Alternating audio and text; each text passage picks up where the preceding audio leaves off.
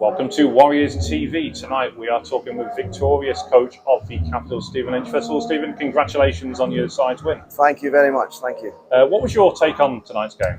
I think we were up against the cosh for the first period, but I think our guys slowly but surely came into the game. The longer it went on, I think we had a much better second period, and I thought we had an excellent third period. I really did. We were missing a few guys coming down here, much like what Whitley were yesterday when they came up to us. So we knew it was going to be pretty difficult, but we dug in and we got a reward. Yeah, I said in commentary it was like a textbook away performance, wasn't it? You soaked up all that early pressure and the steam kind of went out the Warriors a little bit and you grew into the game more. Yeah, we knew they'd come hard because obviously they didn't expect to lose to us last night up in Edinburgh. So we knew we were probably going to have to face an onslaught in the first sort of 5-10 minutes. Yeah. We managed to see ourselves through that. And then, like I say, the confidence started to grow in the guys the more the game went on. Yeah, getting that goal back in the second period, which tied the game up on the night, of course, that was crucial probably, wasn't it? Yeah, definitely. We couldn't afford to go 2-0 down. Then the aggregate score would have been tied and it would have been all to play for. So to get that goal was massive for us. It came just at the right time and it gave us something to build on. Yeah, and in the third period, the Warriors looked more frustrated. They were rushing shots, and a lot of credit has to go for your side, really, to prevent the Warriors from playing that style of play.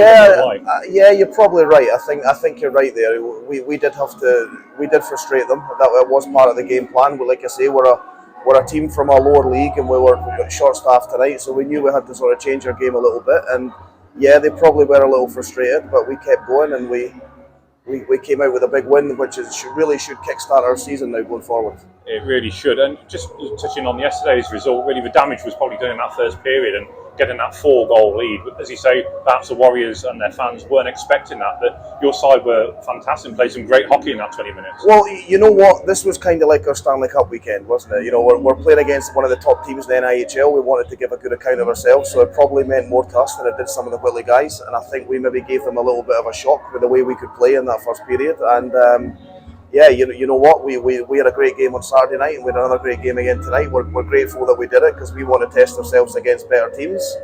We wanted to fly the flag for Scottish ice hockey as well, which we did this weekend, and everything worked out great for us.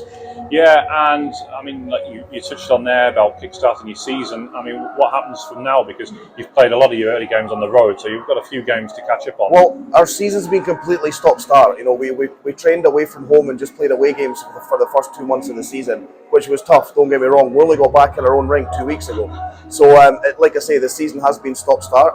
This is, like I say, a great catalyst for us to kick on now and try and take control of the Scottish League and start winning our games in hand and start climbing that table.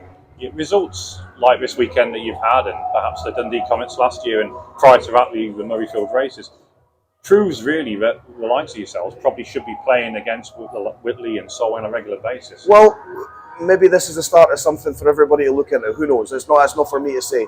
But there are Scottish teams up there that are good teams, that were good players.